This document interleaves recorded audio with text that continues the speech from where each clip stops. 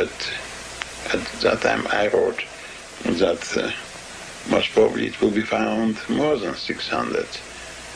And truly, a few months later, it was announced it is 800 degrees Fahrenheit. And today it's already found that it's over 900 degrees Fahrenheit on the bottom, under the clouds. Okay. A temperature at which many metals are molten. Following the confirmations of the Mariner probes, Velikovsky brought the success of his predictions to the attention of the scientific community. Dr. Motz, Department of Astronomy at Columbia, is a past president of the New York Academy of Science. After Velikovsky had come to me, I agreed to write a letter to Science delineating his statements, his discoveries, stating that Venus would be found to be very hot, that radio emanations would be found coming from Jupiter, and a number of other things that we specified in the letter. So Dr. Bargmann and I did indeed write that letter to Science, indicating that regardless of whether one believed this to have stemmed from Velikovsky's theory, his prior rights to discovery ought to be recognized. And then we indicated that we did not accept his theory as such, but we did accept his discoveries. See. After we had written the letter, the argument was started again, and people did write to me saying that I perhaps should not have done this because clearly saying that Velikovsky had announced these things did not specify the truth of his arguments. And I indicated that I felt that a person who had made an announcement, who had indicated certain things, ought to be given credit for these things. Do you feel these are very unusual statements to have come true? Yes, they are very unusual because nobody suspected that Venus would be as hot as it was found to be. And people had no reason to suppose that radio waves would come from Jupiter and that these other things would be found to be so, or the carbohydrates that are thought to be on Venus and things of that sort. So why did these other scientists feel that this was not proper on your part? Well, because they felt it would lend support to what they thought was an irrational theory, you see. As a matter of fact, there's nothing irrational about the theory. It is just, Velikovsky does not depart from accepted scientific arguments and scientific theories. It's just that there's no evidence that his ideas apply to this situation at all. See, that is the point. What he was saying ran against what the high priests of the disciplines felt was the best evidence at the time. And the areas of his probe involved sectors where best evidence itself was questionable. What was best evidence in those areas?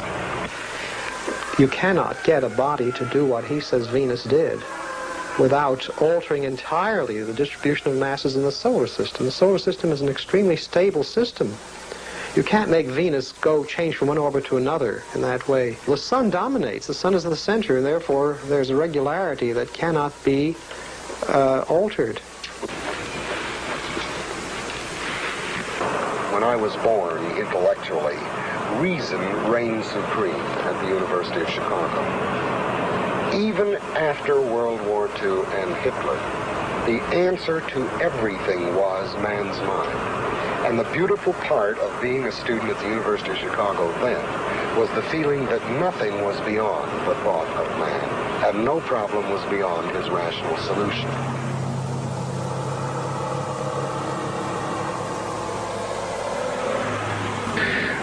20 years ago, I thought you could persuade people. And now again and again, I think of that terrible remark of Max Planck's that you don't persuade people of anything. The believers in the old ideas die off one after another. That's all that happens. It's a very sad experience how little attention people pay to what one would think is convincing evidence.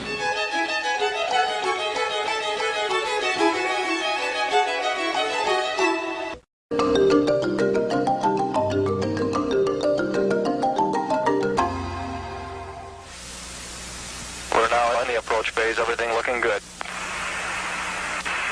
We're go, swing tight, we're go. Into the ag, 47 degrees, roger, 47 degrees. Eagle looking great, you're go.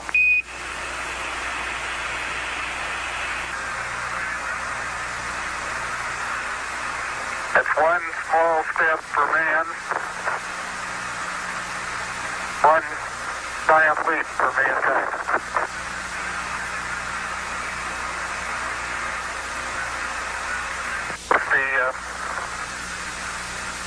The moon is a silent record of the past.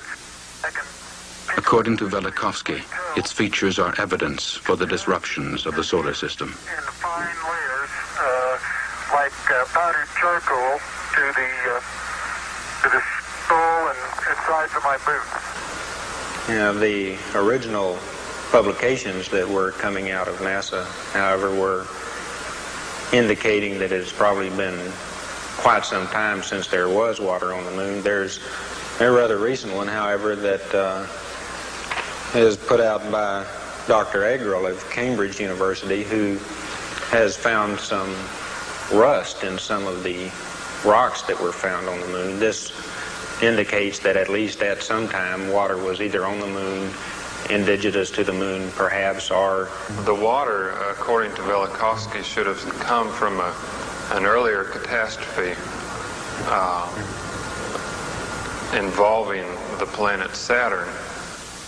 Dr. David Carlisle, research associate at the University of Texas. He is a director of Cosmos and Chronos, a Velikovsky study group, along with a physicist at General Dynamics, Dr. C.J. Ransom. Was a type of cosmic cloud of water through which the Earth and the moon both passed at the same time, thereby depositing water within the last less than 10,000 years on the moon, and there should be evidence of this water having been there. We felt that something of Velikovsky's prognoses concerning the findings on the moon should be made available to a much wider audience than it had been available to. And so we prepared a bulletin which we published under the title of the Cosmos and Chronos Moon Bulletin, and we set down a number of the claims that had been made by Velikovsky concerning what he felt would be found on the moon, and we lined these up with some of the findings that had actually been reported so far. Although the lunar experiments were not designed to test Velikovsky's claims, all but one of his predictions have been confirmed.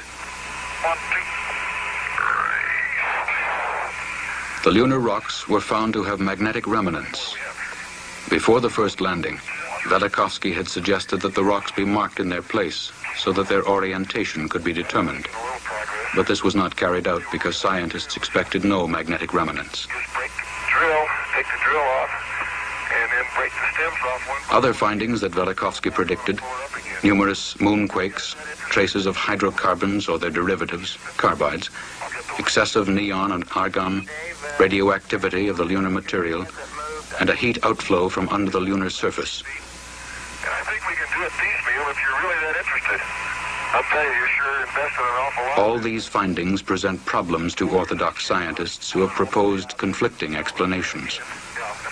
But the scientists all accept the evidence of the dating experiments for the last melting of the lunar material. The results vary from 3 to 5.5 billion years. Okay, good, because then I don't feel like I wasted so much time. Velikovsky contends that the moon was last molten less than 3,000 years ago, when Mars was in close approach. Perhaps as long